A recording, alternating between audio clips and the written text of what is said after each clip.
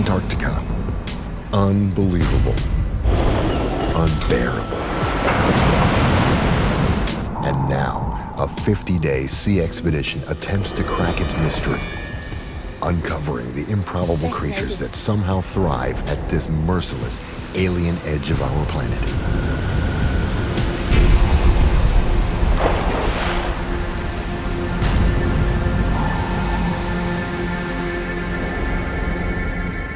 Day 1. The government research vessel Tongaroa embarks from Wellington, New Zealand on a precarious 50-day, $6 million mission. Destination, Antarctica. A voyage of potential discovery and definite danger. Just getting to the Ross Sea will tax the ship and crew. Navigating the mighty Southern Ocean and 460 kilometers of crushing sea ice.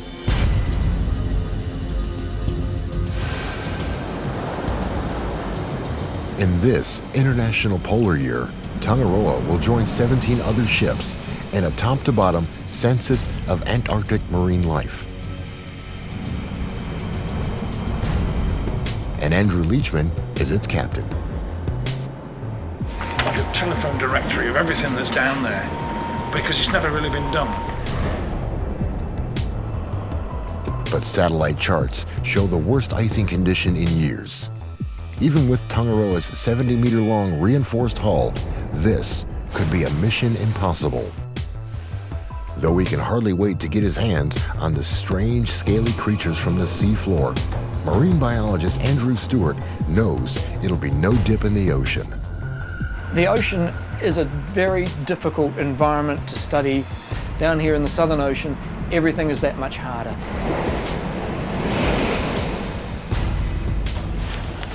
You've got to kit up like the Michelin Man to get out on deck. Everything takes so much more effort. Whatever happens, the 44 scientists and crew know they'd better play well together, because there's no turning back.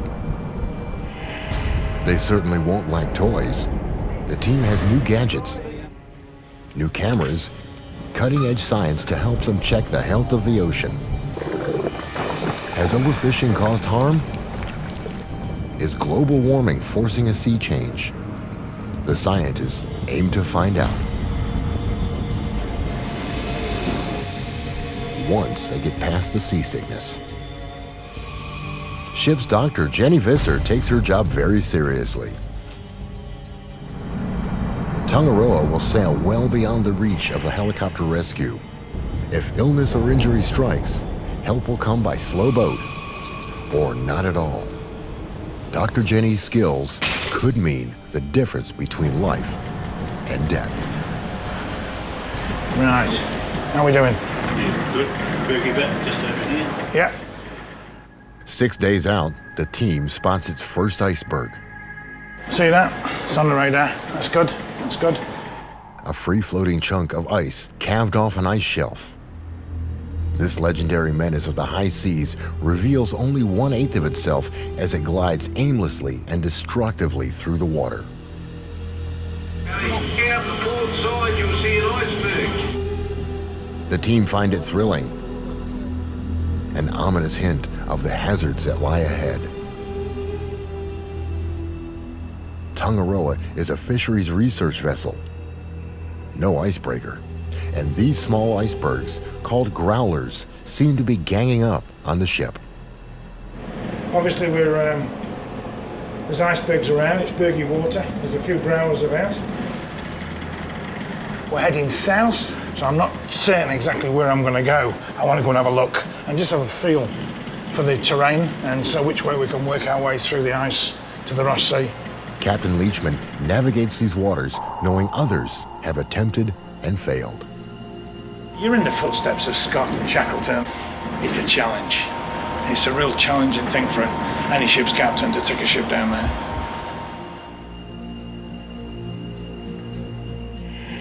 In 1914, Sir Ernest Shackleton's ship, Endurance, became trapped in sea ice. He and his crew spent a grueling winter battling the elements until the ice ultimately crushed and sunk the ship. It's an epic tale of Antarctic survival. And it replayed in 2007 when ice engulfed the tour ship Explorer in Antarctic waters. Read the history and you'll know why I'm very careful, because I know the rules. The rules are simple. Never underestimate the ice, and never turn your back on it. Satellite ice charts and reports from other ships will help guide him to the thinnest parts of the pack ice. Head scientist Stu Hanchett worries about the encroaching ice barrier scuttling their plans, but he trusts the captain. There was quite a bit of a concern whether we would in fact be able to get into the Ross Sea and achieve some of our objectives. We envisaged probably taking 2, maybe 3 days to break through the pack ice into the open waters of the Ross Sea itself. The Tongaroa may not be an icebreaker, but the ice doesn't know it.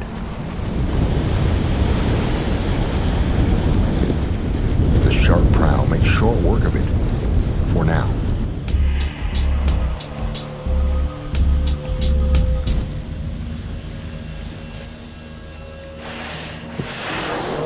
Right there. Down here, look on that.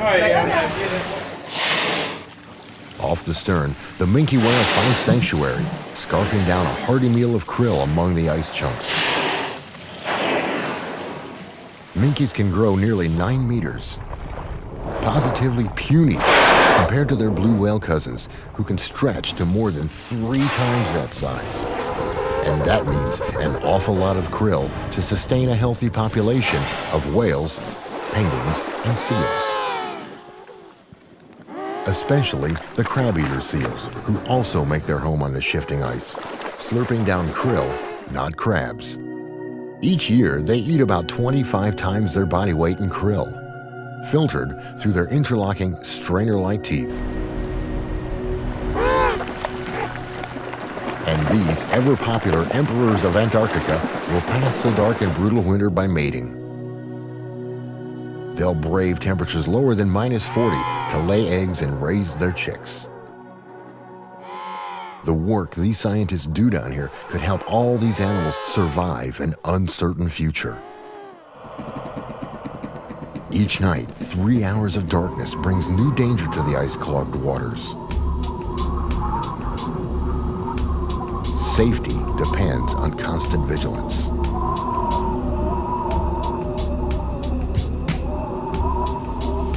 And this is only summer ice.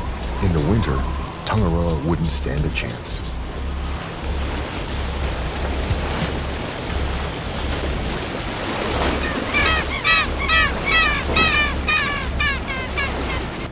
Right, how are we doing? Let's look.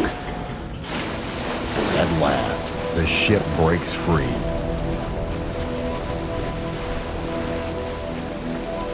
By now, Tongaroa has spent 10 days at sea, nearly 4 of them packed in ice. Wind and currents keep this part of the Ross Sea ice-free in summer.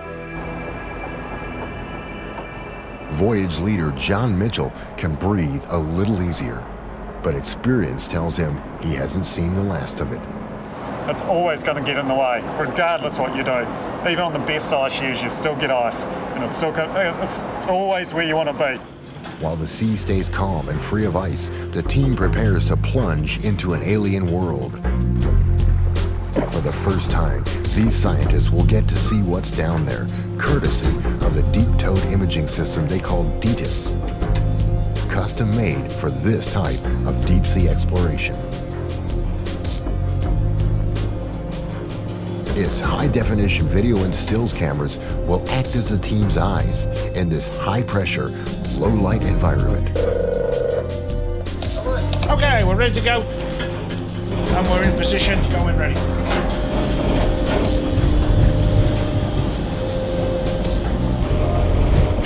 No one has actually field-tested the unit in such icy conditions before. Too late to think about that now. Like an explorer dispatched to a foreign world, the imaging system begins its fact-finding mission. The scientists hold their breath. Yeah, this is the dry lab. We're on channel 15, mate. Roger that, thank you. Nobody really knows what's down here. At last, the ocean floor. Andrew, could you just hold there for a moment, please? Recording now.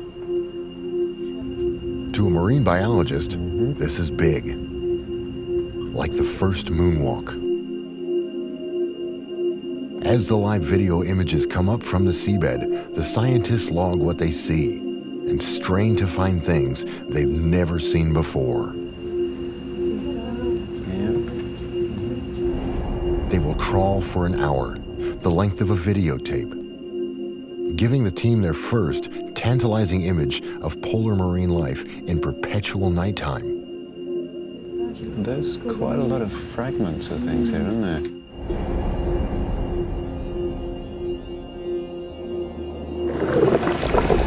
Now that they've seen the creatures on the video, they want to get their hands on them.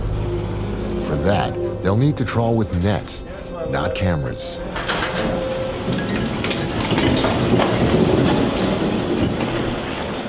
They approach trawling systematically. First, they'll trawl the bottom of the ocean, sweeping across the floor to sample the bottom dwellers. Then they'll trawl at mid-level, collecting samples of free-swimming fish. Then skimming the surface for plankton. They'll also use specialized equipment to sample water and mud from directly beneath the ship to study its microbes and chemical makeup. As a commercial fishing practice, bottom trawling dredges up worldwide controversy because of damage to the seabed. Science, however, takes a gentler approach. You know, we have limited our trawls to about 15 or 20 minutes bottom time. The actual percentage of the total seabed area impacted by the bottom trawl is very small. It's chilly cold. But the bottom trawl doesn't even last 15 minutes before the rough seabed forces the crew to pull the net. That's the cue for American marine biologist Christopher Jones to grab his gear. This will be exciting. The anticipation makes the scientists forget all about the minus 10 degrees Celsius conditions.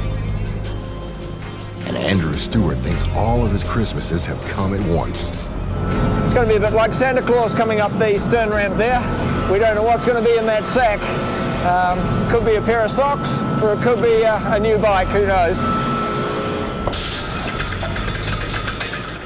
Now this is good. We've got all sorts of things in here. Santa must be pleased with Christopher Jones. There's a big Disosticus, a big, beautiful Disosticus mawsoni. That's what we're looking for. We got a good one here. Disosticus mawsoni, the Antarctic toothfish, one of the giants of the marine ecosystem. On the menu, it goes by Chilean sea bass, and it's harvested by the thousands. If it disappears from the ocean, more than dinner's at stake. A nice diverse catch here. It could mean an ecosystem on the brink of collapse. This is the fish that is probably the most economically important species that's being caught by the commercial fishery in the Southern Ocean. This is a fine specimen here of an Antarctic toothfish. This big guy tells the crew that all's well down below. The undersea camera built up the team's expectations about what they might collect. Yes! The bottom trawl net delivers on its promise. Sponges, among the most primitive sea animals, have no nervous or digestive systems. They feed by filtering water through their pores. The trawl brought up an exotic specimen that weaves its body out of silica. That's a hexactinellid sponge, which is also known as a glass sponge, and a very slow growing, very irritating if you get any of the spicules on you. And Santa's sack has delivered a special gift for Andrew. Snailfish. Fantastic. Snailfish are poorly understood, and Andrew may have found a new species. Some of these beauties down to the lab. It's good of all.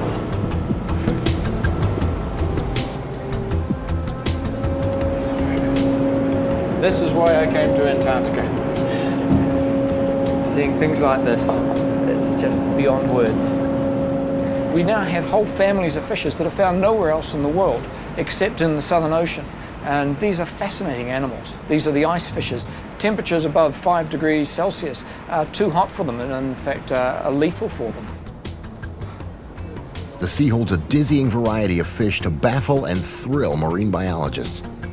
Nature even saw fit to make about 115 species of Andrew's snailfish. You have to look at such features as the shape of the teeth, the jaws, the shape of the gill rakers, as well as counts of the vertebrae, counts of the dorsal and anal fin rays. And then along comes the kind of discovery that blows biologists out of the water. Now, I have no idea which species this is at the moment. That colour pattern on the fins is like nothing I've ever seen before. Most scientists hope to find something truly new, but only a few actually accomplish it. Andrew might have discovered yet another new species, making him the first human to lay eyes on this creature that's evolved over millions of years. Though cut short, this first trawl offers something for everyone. Oh, I'm very happy with the first trawl. Yeah, we only had 10 minutes on the bottom. And there was some quite rough ground, so we had to haul early, but yeah, looks very good for the first one. Scientists have cataloged about 135 species of fish from the largely unexplored Ross Sea. On this expedition, the team intends to add a new chapter to this Antarctic fish story.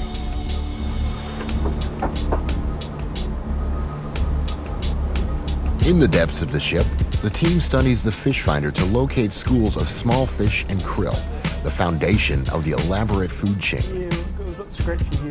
Since big fish depend on little fish, the scientists want to check their health. That means another fishing expedition. Yeah, hi Andrew, it's Richard here down in the acoustics lab. We're seeing a bit of a mark on our sounder down here. We're quite interested in doing a mid-water trawl. The target's spotted, the net's deployed.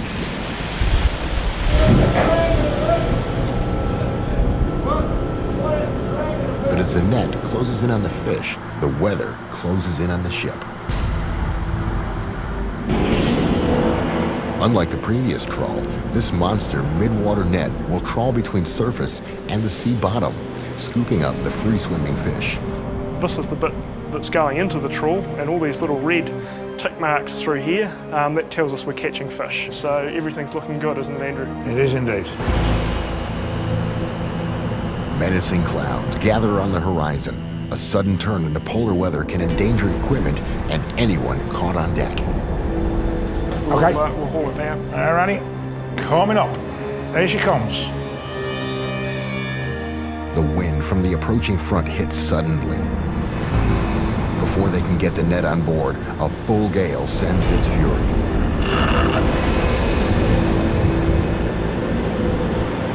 Hold it now, hold it now.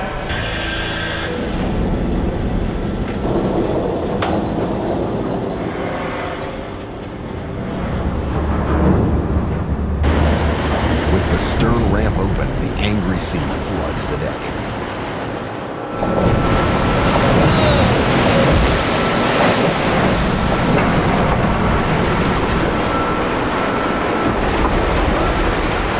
Waves crashing over the stern can easily sweep a crew member into the icy, churning sea, where the cold shot can kill in 3 minutes. But the crew won't abandon the catch. The net overflows with silverfish, a very healthy sign.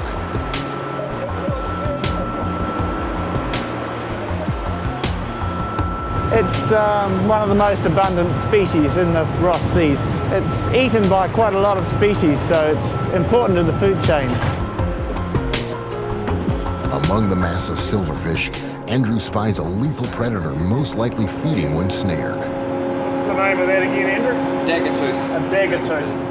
Wonder what was called that. Stick your finger in his mouth, Jim. This striking find wields a mean set of choppers. It's a pretty fish. Comes up underneath like that, bites down, chomp, reverses, and it severs the spinal cord. It's paralysing that fish, turns around. The ferocious storm puts a halt to the science program. The ship slows down to ride it out. Nature runs the show now, and the team battens down the hatches. This isn't fun, you know. Despite the boats pitching and rolling, life goes on. A well-stocked galley serves those who could still manage to keep the food down. Whatever the sea throws at them, the team takes in stride. Though striding in heavy swell does take some practice.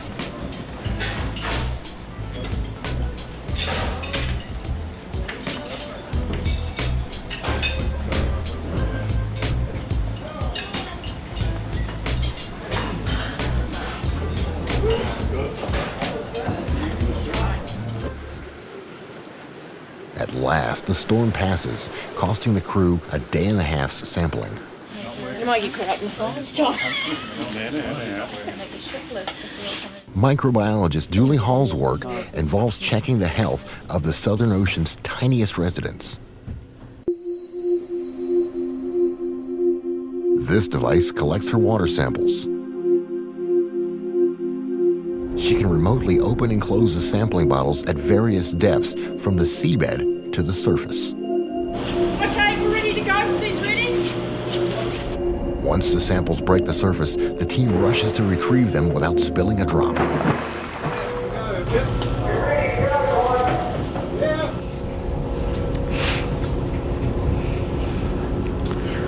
As you can see, it's a difficult and dangerous operation, and the deck crew have to be really careful bringing it on board in such rough and slippery conditions. So we're going to pull it round into the garage so that we're out of the wind with the sampling, and then we'll start taking the samples off the bottles. She wants to see if increased greenhouse gases in the ocean have any effect on life down here. She'll measure chemicals, water temperature, and bacteria in the sea.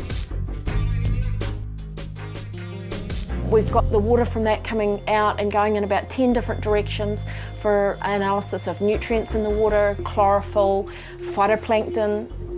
We're also looking at viruses, the microzooplankton, those very, very tiny zooplankton. Her work in this far-off sea may have global implications, but Julie's about to feel the full weight of her isolation from the world back home.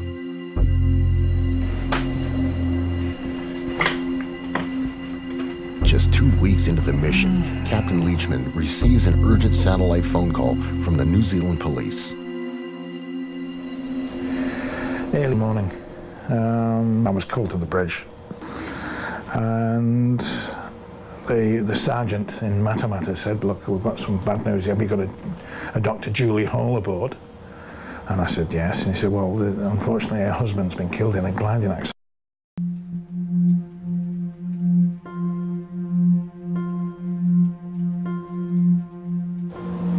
Anyway, what I did do is got Julie up and sat her down. It was my duty to inform her. And it's a very, very difficult thing to do. So I'm awfully sorry. I've got some bad news, and your husband's been killed. Julie's husband, Dr. Trevor Atkins, was also a scientist. He died while competing in a gliding competition. He was competing in the New Zealand Championships, and he'd had an accident very close to the airfield and had been killed instantly on impact at the site. I explained that I would do everything in my power to get her home. But the difficulty, of course, of being isolated where we were, there's no guarantee we could get her off.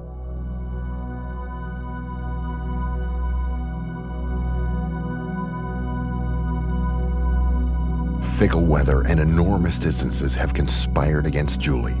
By now, Tongaroa has sailed well beyond reach of any helicopter and too far out to turn around. If Julie has any hope of getting home, Captain Leachman must find a nearby ship able to make the journey. I had to think about my own situation, how I felt about things, how any decision impacted on others back in New Zealand, but also the impact me leaving would have on the science and the people around me. With the weather deteriorating and the nearest ship at least 3 days away, Julie has to make an immediate decision: stay with the mission or return home to her family.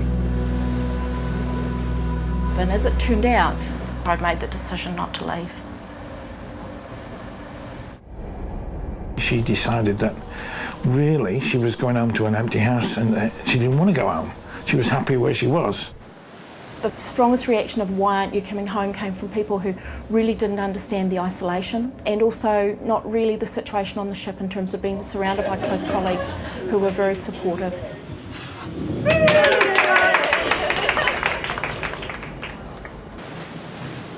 As they edge their way along the Ross Ice Shelf, the wind kicks up an icy spray. Just another summer day in the Antarctic. The temperature plunges to -14 Celsius and spray freezes on contact. The next deep-towed imaging deployment gets put on hold, much to the crew's relief. Such is the life of a sailor. Everything's frozen, including us. And the forecast gets even more chilling. Okay, this satellite image that just came in this morning to show us the current state of play. The southern Ross Sea is refreezing faster than expected, already covering several of their planned sampling stations. It could be arduous. If this southerly wind continues, the whole thing is going to freeze up, and it'll be like operating in fresh set concrete, so it's not good. We won't really do much sampling if those conditions prevail. With the water temperature down to -1.8 Celsius, the sea starts to freeze in a spectacular, if alarming, display. It stretches to the horizon in every direction and can potentially strand the ship.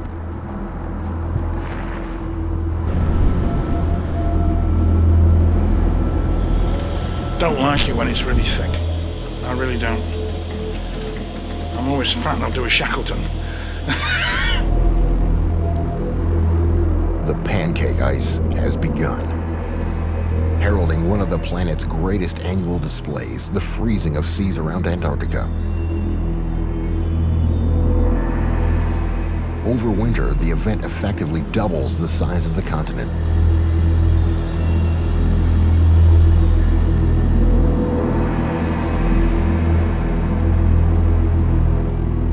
The science leaders call an emergency strategy meeting. Morning all.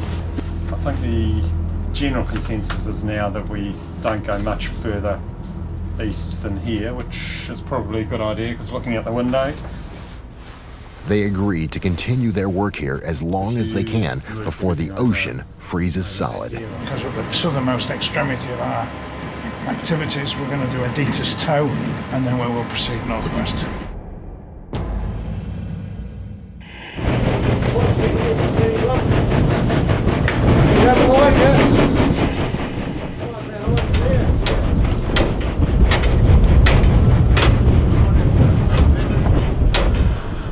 It's like fishing in a margarita.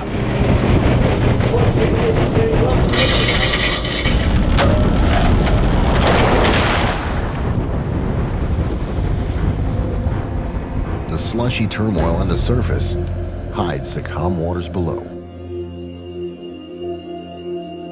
As Antarctica began its deep freeze over 30 million years ago, life here evolved and flourished. Now comes a new challenge. Despite the pristine nature of this remote ocean, the imaging system shows human intruders. The stills camera snaps a beer bottle. And commercial fishing activity leaves its mark in the form of a trawler's long line.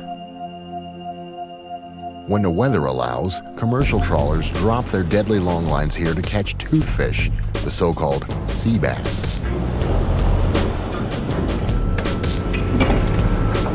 This healthy specimen means more than tonight's dinner special. Sizable toothfish, you reckon? It's the poster child for good fishing management. Elsewhere in the southern seas, indiscriminate practices have dangerously depleted its relative, the Patagonian toothfish. But stricter Antarctic regulations allow us to have our fish and eat it too. Christopher Jones hopes it stays that way. It's the one fish that human beings are having the greatest impact on. We're okay now, but we have to be very, very cautious if we decide to increase the catch. This whopper weighs an incredible 56.8 kilograms, and still only half the size these mighty fish can grow. In one recent summer, the longliners relieved the Ross Sea of 3,000 tons of them, while Tongaroa has only caught 5 for research. There may still be plenty of fish in the sea, but these scientists are always chasing the one that got away. Besides catching a mammoth toothfish, the team has also collected some of its favorite food, including the glacial squid. That's a lovely specimen of the glacial squid. Very nice condition indeed for a very delicate squid. Squid and octopus, fragile members of the rich and diverse cephalopod family, live in every climate and at every depth. They may look bizarre, but they boast the biggest brains among the invertebrates. Like any spineless creature, a squid's first instinct is to hide. But a cornered one has some potent weapons in its armory, like this parrot-like beak that can deliver a nasty peck, or these lethal hooks used for snaring prey. But right now, Darren Stevens has snared his catch of the day, an incredibly rare deep water octopus. This is a lovely specimen of Staurateuthis. It's another one of the Dumbo octopus and a very gelatinous individual. Only a handful of these octopuses have ever been found anywhere. And this is the first intact one caught in the Ross Sea. The fact that it came out of the net 100% intact makes it even more remarkable. So far, Darren has collected 26 species of squid and octopus. But he yearns for the big one. This baby colossal squid, found only in Antarctic waters, can grow up to an amazing 4 meters long. Darren hopes to meet its mother. Overnight, the imaging system shows the seabed too rocky for the bottom trawl net. The situation calls for the smaller, more robust beam trawl. Instead of the steel doors, a large wooden beam props open the mouth of the net. Here we go. As the net pulls in, the team eagerly awaits its catch from 1,600 meters down. It feels like they've hooked the big one. Oh, yeah. Perhaps it's Darren's colossal squid. Well, yeah, I heard something go whoomp right there. Not a squid, but colossal all the same. Well, it looks like we might have done a little bit more geologic sampling. Oh dear.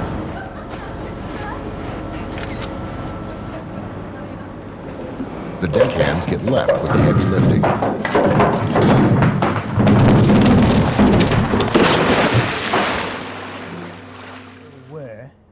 Studying the latest satellite charts, Captain Leachman finds a pathway through the ice barrier, if they leave right away. At some stage we'll need to escape from this area, through this ice bridge and away to the north. The way to deal with encroaching ice is to head for warmer waters.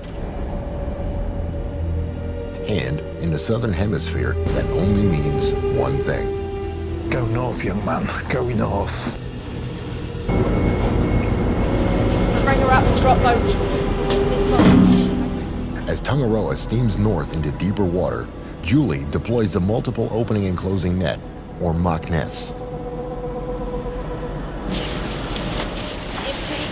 Each tentacle of this mock nest monster has snatched plankton and krill from various depths.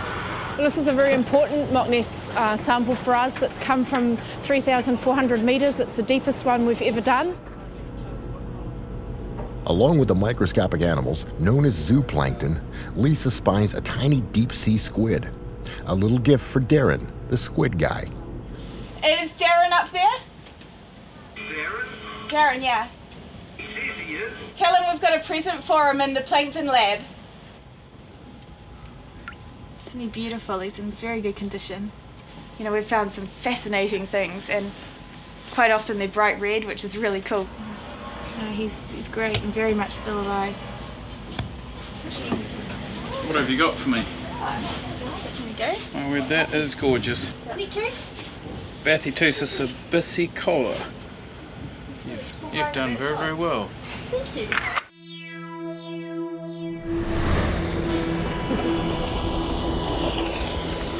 As Tangaroa nudges north into the sea ice, the work in the plankton lab goes on.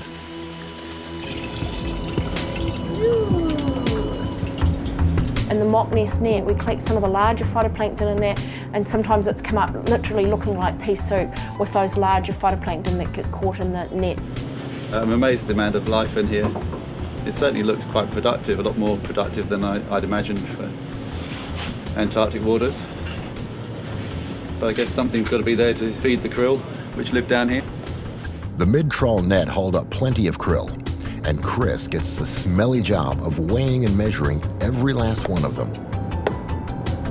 It's the only way to calculate how many of these crucial crustaceans inhabit the Ross Sea.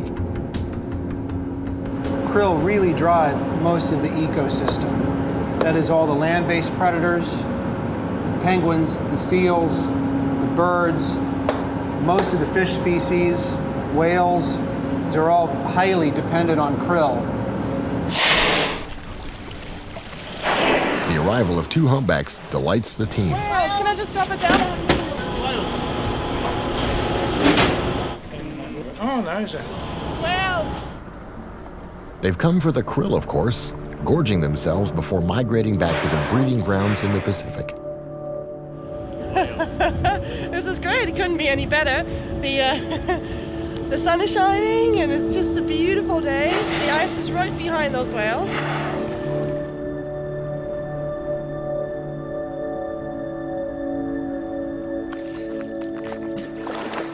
Emperor penguins also come for the all-you-can-eat buffet.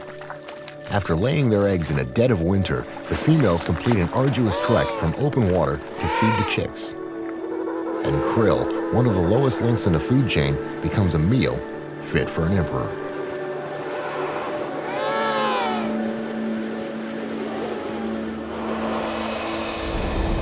"33 days into the expedition, Tangaroa breaks into open water again.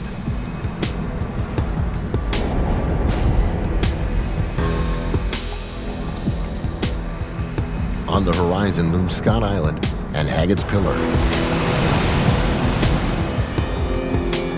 These insignificant-looking rocks are actually the top of a seamount, a volcanic undersea mountain thrust from the bottom of the ocean 4,000 meters below. A deep region known as the abyssal seabed. Yeah, well, these ones were more dispersed, that second set. Malcolm Clark studies these bedrock communities that thrive on dramatically steep slopes. Some creatures prefer a bed with more support. They opt to live on the rocky seamount instead of the posh seabed. So animals that need to attach to something really hard, like corals, sponges, they're able to latch on and again survive where the soft sediment of the abyssal plains doesn't enable them to survive. The team decides to drop in on the seamount community using the beam trawl. But the seamount is not accepting visitors.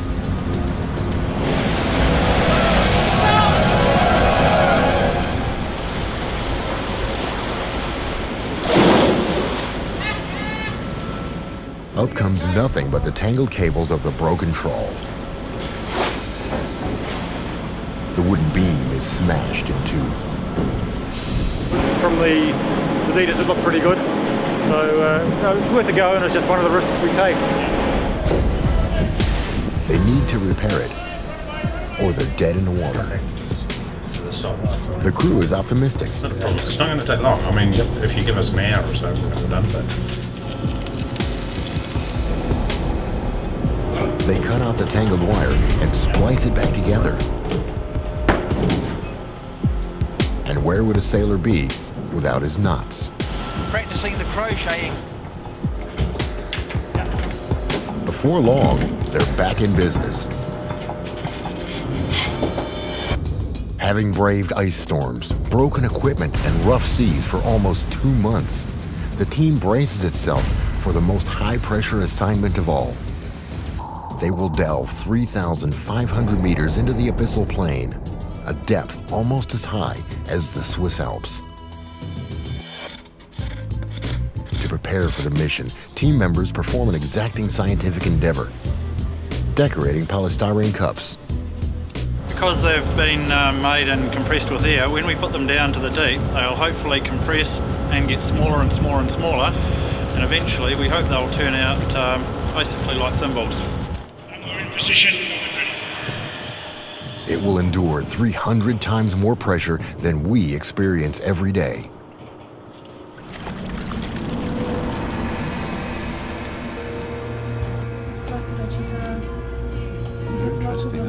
Suddenly, the abyssal plain reveals itself.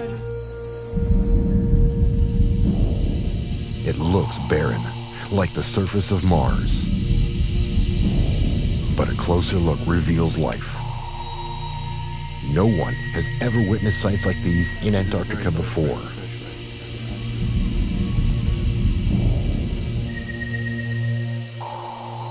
Then, something goes horribly wrong. We've just lost the video. Yeah, we just noticed that now. We're just going to see what happens. We're wondering what's going on. It could be a minor malfunction or a catastrophic failure. It just concerns me when you get to that depth that it suddenly goes, you sort of think, oh god, the pressure hasn't broken a seal or something. They haul the apparatus back up and see the problem right away. Oh dear. But dripping water out. That's not supposed to happen. Yeah, what's happened is the pressure has been too great for the glass in the bottom, and it's got a hairline crack across it. Remarkably, the camera continued to operate, allowing Chas Marriott to replay its destruction. You can see a crack started to form across the glass lens on the front of the housing, and as we scroll through the frames, you can see water starting to seep into the housing. It's these blurry bits here, and slowly filling up the bottom of the housing, and the lens of water evens out across the glass. You can still see all the photos quite clearly again. Yeah, pretty exciting. For the rest of the team, the experiment is a crushing success.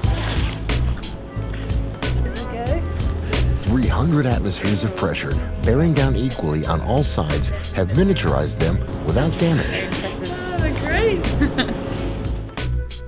Even the illustrations and lettering remain in perfect miniature. The team also take the opportunity to trawl the bottom, having fed out more than 5,000 meters of the repaired cable into the sea.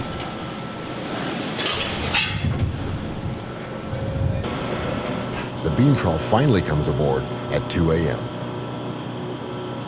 And after 6 hours of waiting, the team gets its reward. 12 buckets of mud and 1 single fish. But in this mud lies many delectable delights, like this sea cucumber. It's hard to see where's front and back. That would be, I guess, another oral appendage. He's wagging his tail, though.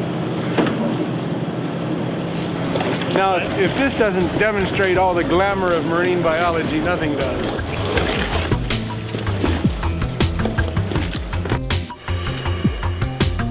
Karine has cleaned up her sea cucumber for a better look. This is the back side of it, and the front of it is clearly the other side, which has got these oral tentacles.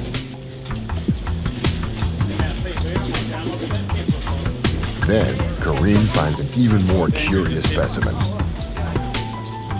It has something quite interesting at the front, which sort of liken it a little bit to as a hippopotamus. We don't know how many are down there. We don't know how common this is. I have never seen anything like this before.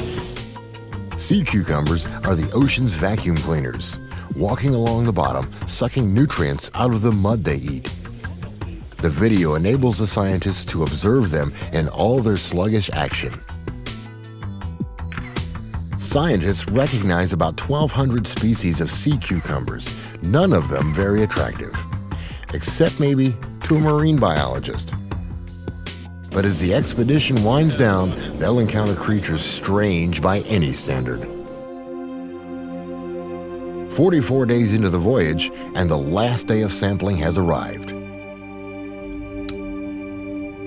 It's also Andrew's 50th birthday. The team has stayed up late to prepare a surprise.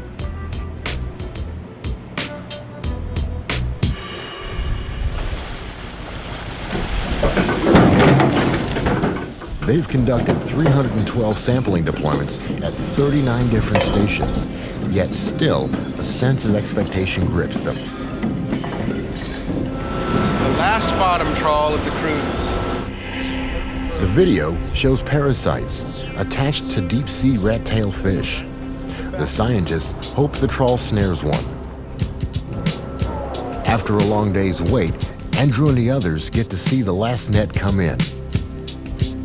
With deep trawls, they've come to expect some strange specimens. They are not disappointed. These abyssal fish have evolved to cope with the crushing pressure down below. But when they're pulled to the surface, their guts blow up like a balloon. As they've come up, the pressures cause their swim bladders to expand and blow out their mouths. Unfortunately, it doesn't do them much good. And the fish with its horrifying host has turned up in the net. One of these big parasites right here on the rat tail. You can see that thing, it's got a tube, part of it goes in well down into the body cavity.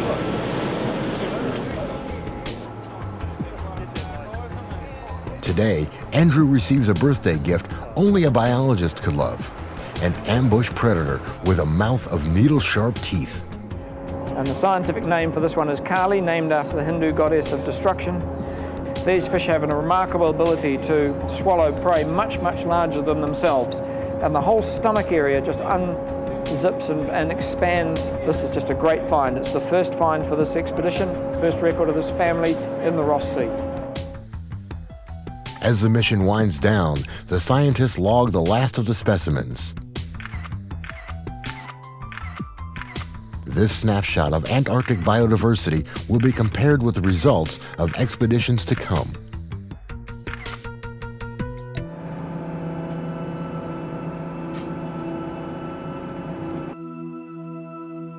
As they head back to New Zealand, Captain Leachman reflects on Tangaroa's 7,000 nautical mile journey through one of the most challenging oceans on Earth. Once you've had a touch of it and seen the visibility, you see 200 miles, see Mount Melbourne pink in the midnight sun. Oh, I mean, there's no, words can't describe just the beauty of it all. It's wonderful. And would he go again? Oh, of course.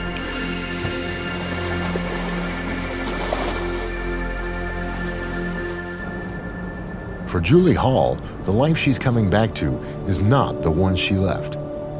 But she has no doubt that the painful choice she made was the right one. I felt that he would have wanted me to stay and finish the program that I've put so much time and energy into developing. I've been planning this for over 2 years, so to walk away would have been very difficult. Andrew Stewart and the fish team scored 88 different fish species. At least 5 are thought to be new to science, but only a small fraction of what scientists believe is still out there. I think that what we have already retrieved from the Southern Ocean has been incredible. I think in many ways we've barely scratched the surface. As these scientists return home, they're proud that their 50 days aboard Tangaroa have made this unfathomable world a little more knowable.